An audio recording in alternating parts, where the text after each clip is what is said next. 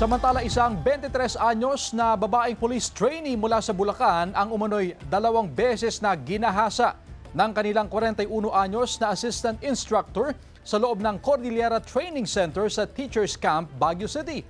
Lumalabas sa investigasyon na nangyari ang unang insidente noong Enero nang ipatawag umano ang biktima upang magtungo sa baraks ng sospek.